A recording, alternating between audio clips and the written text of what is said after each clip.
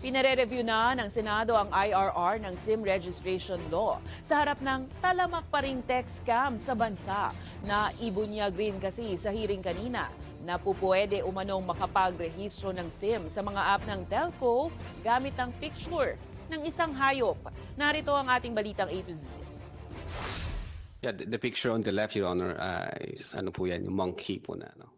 Posibleng makalusot sa SIM card registration sa bansa gamit ang larawan ng unggoy.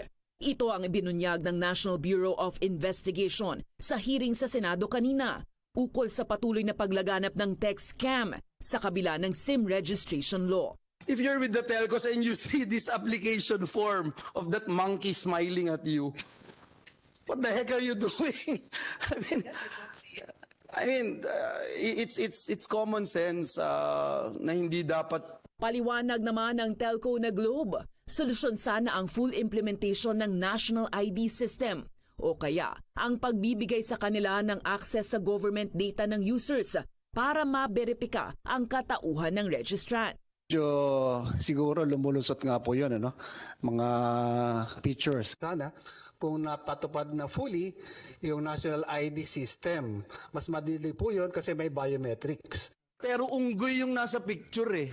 Na hindi po namin nakikita yon kasi diretso po sa system. So you think your system is working? Aminado naman ng NBI na lumalala na ang cybercrime sa bansa. On the daily basis, we often receive 30 to 40 complaints walk-in yan, sir. At most of the cases involves ESPs, meaning electronic service provider like Viber, Twitter, LinkedIn. Ang issue po namin, because of the rise of CAS, we call it cybercrime as a service, and then the phishing as a service, and then ransomware as a service, and the list goes on. Yung cyber attacks po has been democratized. Parang free na yon sa cyberspace natin. Kulang po talaga yung nagbabantay, sir. Talamak rin daw ang bentahan ng rehistradong SIM. Isa sa mga nakikitang dahilan ay ang mababang penalty na 6 na buwan na kulong at multa. May mga huli kami na nagbibenta siya ng 2,000 to 3,000 SIM cards, and then may kita siya doon na 40 to 50 pesos per SIM card.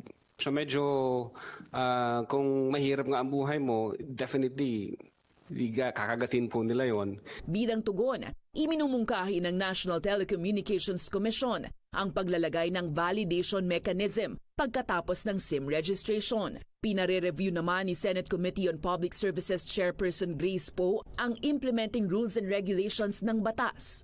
Habang pinag-aaralan na rin ng pamahalaan na limitahan ang bilang ng mga SIM na pwedeng iparehistro ng isang individual.